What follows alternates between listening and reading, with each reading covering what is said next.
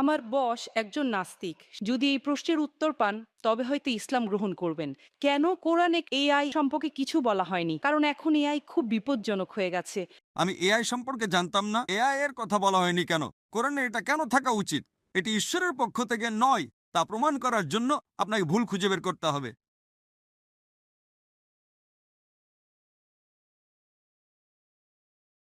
আমার বস একজন নাস্তিক, সে কোনো ধর্ম মানে না, কিন্তু তিনি কিছু প্রশ্নগুলো আমাকে করেছেন। তিনি বলেছেন যদি এই প্রশ্নের উত্তর পান তবে হয়তো ইসলাম গ্রহণ করবেন। আমার বস বলেছেন কেন কোরআনে কৃত্রিম বুদ্ধিমত্তা, এআই এবং কম্পিউটার প্রযুক্তি সম্পর্কে কিছু বলা হয়নি? কারণ এখন এআই খুব বিপজ্জনক হয়ে গেছে। এটি অনেক কিছু করতে পারে, যে কোনো কিছু সিদ্ধান্তও নিতে পারে। আমার বস এই ব্যাপারে খুব কৌতূহলী। ধন্যবাদ। আপনার বসকে বলুন কোরআন কোনো সায়েন্সের বই নয়। SCIENCE। যদি কোরআন সায়েন্সের বই হতো তবে এটি বিশাল আকারের হতো। এই যে ভবনটি দেখছেন, এর ভেতরে যত বই রাখা সম্ভব সব বই মিলেও এর সমান হতো না। যদি কোরআন বিজ্ঞানের বই হতো আর এতে সব বৈজ্ঞানিক তথ্য উল্লেখ করা থাকতো, তাহলে কোরআন এতটা বিশাল হয়ে যেত যে আপনি কোনোদিনও তা পড়ে শেষ করতে পারতেন না। কোরআন কোনো সায়েন্সের বই নয়।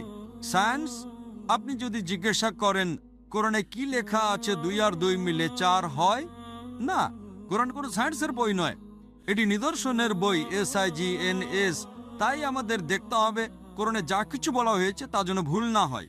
যদি আপনি মনে করেন যে কোরআনের সব কিছুই উল্লেখ থাকা উচিত, তাহলে ভাবুন তো বিজ্ঞানে কত হাজার হাজার PhD আছে, doctor, engineer, heart specialist, brain specialist. এই সব কিছু যদি কোরআনে লেখা হতো আর আপনি তা পড়া শুরু করতেন, তাহলে আপনার পুরো জীবনেও তা শেষ করতে পারতেন না। ঠিক না বেঠিক? সুতরাং কোরআনে বিজ্ঞানের সবকিছু উল্লেখ নেই, দয়া করে ভুল বুঝবেন না। কিন্তু কোরআনে যা কিছু বলা হয়েছে তার কোনোটাই ভুল নয়। যদি কোরআনে এমন কোনো বৈজ্ঞানিক তত্ত্ব থাকে যা ভুল প্রমাণিত হয়, তবে তা আল্লাহর পক্ষ থেকে হতে পারে না। আর যদি কোরআনে এমন কিছু বলা হয় যা বিজ্ঞান অনেক পরে, 200 বা 400 বছর পরে আবিষ্কার করেছে, তাহলে সেটাই মুজিজা। তাহলে প্রশ্ন হলো কোরআনে এআই এর কথা বলা হয়নি কেন?